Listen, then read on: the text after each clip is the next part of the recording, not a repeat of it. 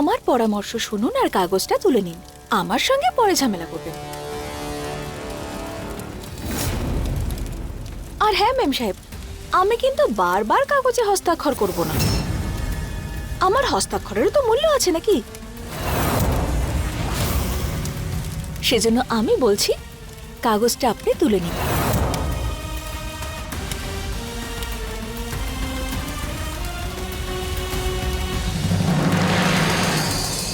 কাগজটা তো পুড়ে যাচ্ছে। আবিরও আমার কথা শুনতে পাচ্ছে না। কি হলো মেম সাহেব? এই কাগজ তো আপনার কাছে টিকিট, তাই না?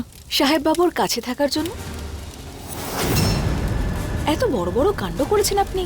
আর আবির নামের গোলাপ পাওয়ার জন্য কাঁটার সঙ্গে তো লড়তেই হবে আপনাকে। আমার হস্তাক্ষর পাওয়ার জন্য আপনি আমার মাকে জেলে পাঠালেন, সাহেব বাবুকে মৃত্যুর মুখে ঠেলে দিলেন। এত কাণ্ড ঘটিয়েছেন আমার হস্তাক্ষর পাওয়ার জন্য, তাহলে সেগুলো সামলাতে সামান্য একটা কাজ। যান, তুলে নিন ওটা।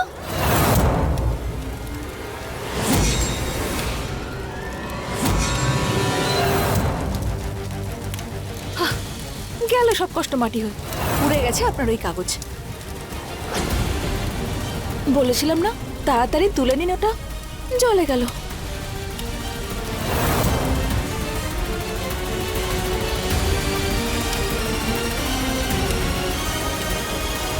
এটা তুমি ঠিক করলে না বিধি। তুমি সেখানে আঘাত করলে যার কষ্ট সব থেকে বেশি। এবার আমি তোমাকে বোঝাবো যে আমি আসলে কি। বিধি, দেখো বিধি, তোমার সব চালাকি ধরা পড়ে গেছে। আর ত্রিশালা আমাকে এটা বলে দিয়েছে যে এই পেপারগুলো তুমিই পুড়িয়েছ। তোমার সাহস কি করে হলো? এইবার আসবে মজা। ক্ষমা করবেন সাহেব বাবু, কিন্তু এই কাগজগুলো আমার জন্য পুড়ে যায়নি। আচ্ছা, তাহলে কার জন্য পুড়ে গেছে বলো? মেম সাহেবের জন্য পুড়েছে।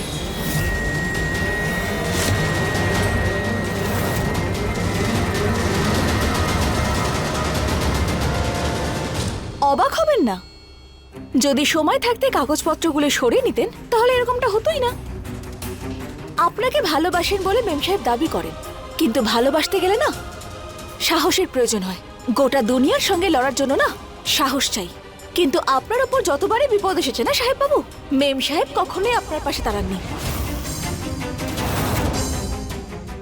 ভুবনের মৃত্যু ওনার জন্য হয়েছিল। সমস্ত দোষ আপনি নিজের ঘাড়ে নিলেন আপনার ভালোবাসাকে বাঁচাতে, যাতে ওনার কোনো ক্ষতি না হয়। আর তারপর ত্রিধনের সিন্দুক, ওখান থেকে যখন সাপ বেরিয়েছিল, মেম সাহেবের এতটুকু সময় লাগেনি ওখান থেকে পালাতে।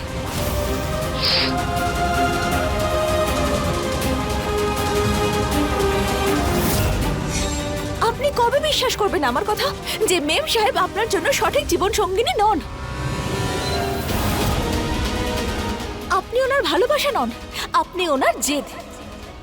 আর নিজের জেদের জন্য না জানি উনি কি কি করেছেন। আমার মাকে জেলে পাঠিয়ে দিয়েছেন, তারপর আপনার খাবারে বাদাম দিয়ে দিয়েছিলেন। আর এই সামান্য আগুন থেকে উনি কাগজ বাঁচতে পারলেন না। Just shut up. তোমার বলা হয়ে গেছে। আমি সিসিটিভি ফুটেজ দেখেছি, ওখানে ত্রিশালা ছিলই না। আর বাদামের কথা তুমি নিজে স্বীকার করেছিলে, আর এখন নিজে অস্বীকার করছো যে তুমি বাদাম দাওনি। হ্যাঁ, এটা বলেছিলাম আমি, কিন্তু শুধু আপনার জন্য, যাতে আপনার মনে আঘাত না লাগে। সেজন্য সমস্ত দোষ আমি নিজের ঘাড়ে নিয়ে নিয়েছি। কিন্তু সেদিন যখন মিথ্যে ড্রাগের কেসে আপনাকে গ্রেপ্তার হতে দেখেছিলাম আমি, যখন মেম সাহেব নিজের মুখ খুললেন না, তখন সেই দিনই আমি বুঝতে পেরেছি যে আপনার প্রতি ওনার ভালোবাসা সৎ নয়। মেম সাহেব আপনার যোগ্য নন।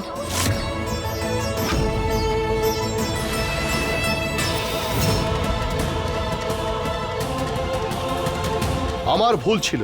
আমার মনে হয়েছিল তুমি আমাদের ভালোবাসা বুঝতে পারো, কিন্তু আমি ভুল ছিলাম। চুপচাপ এই পেপারে সাইন করে এখান থেকে বেরিয়ে যাও।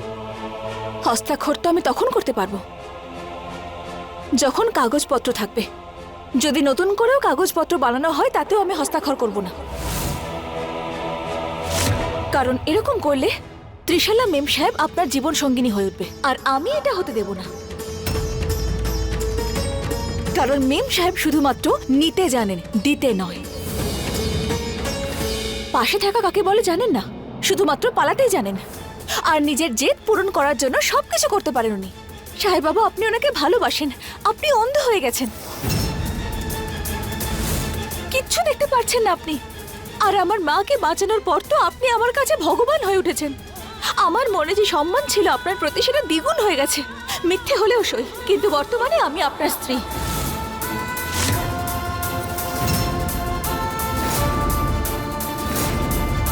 আপনাকে সমস্ত বিপদ থেকে রক্ষা করা আমার প্রধান কর্তব্য। মা জগদম্বা আমাদের বিয়ের সাক্ষী ছিলেন। মরুভূমিতে উনি আমাকে আশীর্বাদ করেছিলেন, আমার সিঁথিতে সিঁদুর দিয়েছেন। তাই আজ ওনাকে সাক্ষী করে আমি শপথ করছি যে আমি ত্রিশালা মেম সাহেবের বিয়ে আপনার সঙ্গে হতে দেব না। আড়ালে আমি আপনাকে প্রলয় বাবু বলে ডাকি, কিন্তু এখন আমার জীবনে যদি সত্যি প্রলয় আসেও তবু আমি মেম সাহেবকে আপনার সঙ্গে বিয়ে করতে দেব না। এটা শপথ করছি আমি।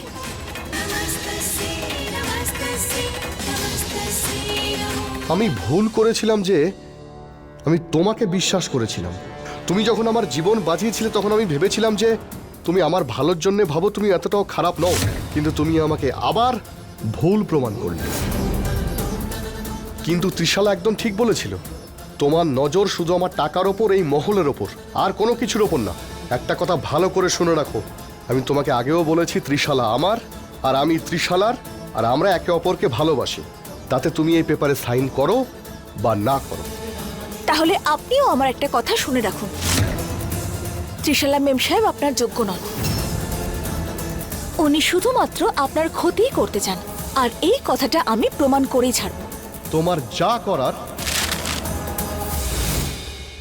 তাই করো।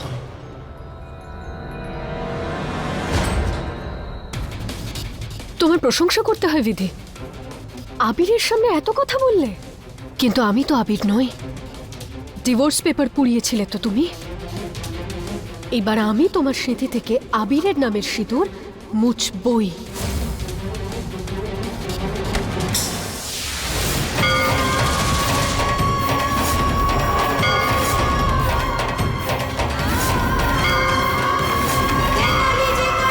সামলে ত্রিশালা মেম সাহেব, খুব সুন্দর আর নরম চামড়া আপনার।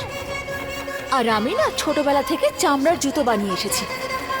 যদি একবার আমার হাতে আপনার চামড়ায় আঁচড় লাগে না, তাহলে সেলাই করা যাবে না।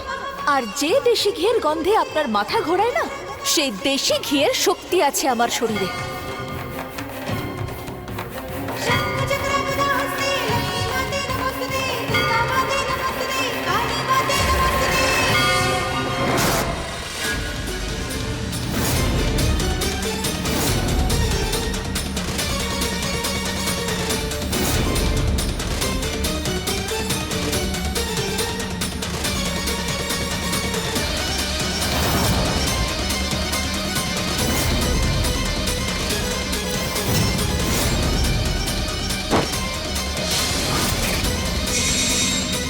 আসবাবপত্র হোক বা ভাবনা, যখন ধুলো জমে যায় না, তো তখনই পরিষ্কার করে দেওয়া উচিত, না হলে নষ্ট হয়ে যায়।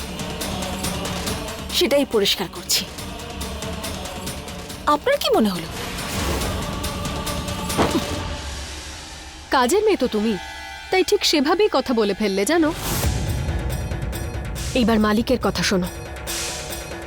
কোনো জংলি পাখি একটা রাজমহলে এসে কিছু ডাল জোগাড় করে বাসা বানিয়ে ওই মহলকে নিজের বলে ভ্রম করতেই পারে, কিন্তু তার মানেই মহলটা ওর নয়।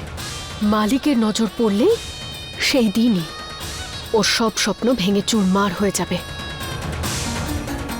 তোমার কি মনে হয় তুমি আবিরকে ডিভোর্স না দিলে এই বাড়ির বৌমা হয়ে যাবে, আবিরের স্ত্রী হয়ে যাবে? কিছু সময়ের ব্যাপার। শুধু ঘর কেন, উঠোন থেকেও বাইরে বের করে দেওয়া হবে তোমায়।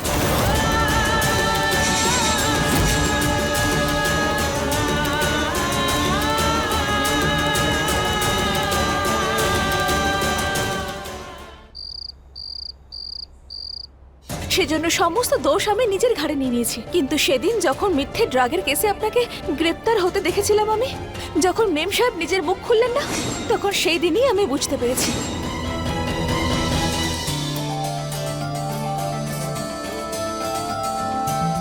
আবির,